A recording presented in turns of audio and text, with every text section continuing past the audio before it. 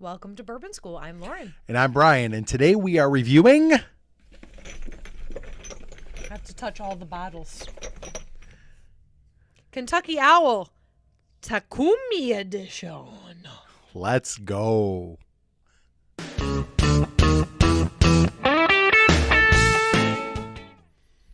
Okay. Brian. Yes.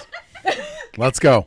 Okay, out of our box of samples, We have two boxes of samples. There's thousands. It's ridiculous. Of samples. Okay, so the random pick was Kentucky Owl Takumi Edition 100 proof. Got it. Who sent this to us? I believe this is from Ben and Greg at the Bourbon Note, but I could 100% be wrong. We could be wrong. So here's the deal, and I want to apologize to everybody who has sent us samples. I did not keep track of any of these. I feel like you'd know by the label. I trust you. Ben and Greg, what do you think? Listen, well, from now on, I will take care of. From now on, when you get samples, we need an inventory producer. Okay.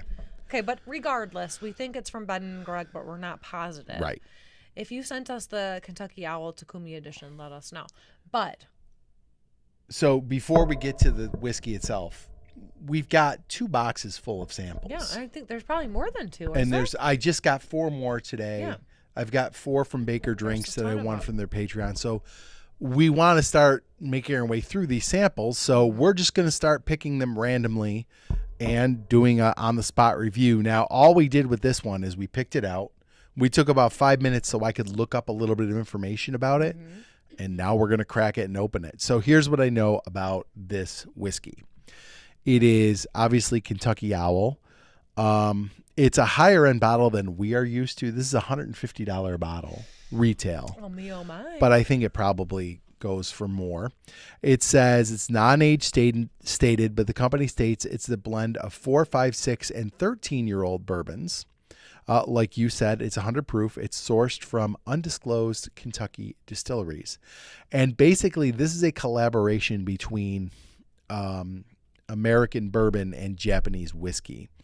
So I wasn't wrong in my reading of the... No, you were not. Oh my gosh. So, Intuition was fantastic. according to Breaking Bourbon, Takumi means master or artisan in Japanese. Okay. And so basically what happened here was So we Kentucky... have a master bourbonnator? Yes. Well, yeah. That's a whole different video. Sorry, tell us more. So basically, Kentucky Owl sent samples of different ages and mash bills to Japan, to this, I'm trying to find this Nagahama distillery. Mm-hmm. Okay. And then the master distiller there went through and created different blends with those bourbons along with Japanese whiskey to develop one of the most reflective of his Japanese whiskey style. Okay, So wow. I guess it's like supposed to be like a fusion of American bourbon and Japanese whiskey. Okay, have you had Japanese whiskey before? Yes. I haven't had much of it, but there is that Suntory Hibiki. Okay. Comes in the beautiful crystal decanter with a crystal top. And it was delicious. I've seen that, but I've not had it. It's really good. It's like real light and it's very, very easy to drink. It was good. Okay, I mean, I've only had what you can get like at a hibachi restaurant. Like, what is the warm That's rice sake. wine? Sake. Yeah, that's all I've had of Okay. my Japanese. So Your my Japanese palate alcohol is, experience. yeah. And what's the beer? Sapporo. Sapporo. Yeah. Okay. Oh, it actually, it's Smells a little, really mellow. Gives you. I'm getting a little burn though. Really? Yeah. But it does. It's actually quite nice on the nose. All right, should we give it a shot? I like it.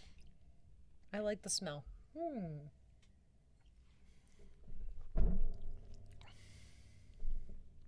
Oh, I'm getting honey. Did you get it? No, I got I'm getting a lot of I don't know, like wood, like oak. Mm-hmm. I'm getting a little bit of not sourness, but it's almost like a tannin flavor, like you'd get in a red wine. Yeah. It has a short finish.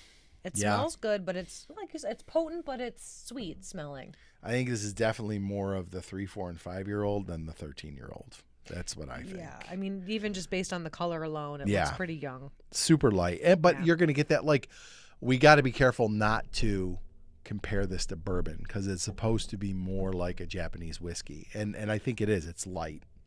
And It's light, but it still has some burn to it. You're right. I like it. I taste a little bit of like that, that woody, oaky flavor, but I got honey on the initial sip, and now I'm just kind of getting a vague sweetness. I'm also getting a lot of like wheat, like wheated bourbon Oh, flavor, for like, sure. you know, like the Rebel Cast strength. And I said it tasted like Roman meal bread. Yep. I'm kind of getting that note It does off of taste, it as well. It's very reminiscent of a wheated Yeah. bourbon, for sure. Yeah. But lighter. It's much lighter than that Rebel Cask strength for sure. It's All different. right, it's interesting. I think it's and we say this a lot. Like it's always nice to try something different. Yeah. That like you sometimes we're a bourbon channel first and foremost. Yeah. And you get into a rut sometimes of tasting a bunch of bourbons that are all very similar Yeah, no, in we've notes. had that happen before. I'm like confused about what I'm tasting because everything is so similar. Yeah. But this is different, and I don't know if I don't know if I would buy it. It's interesting to taste, but it's not up my alley, like, because No. it's not enough like a traditional bourbon. Yeah.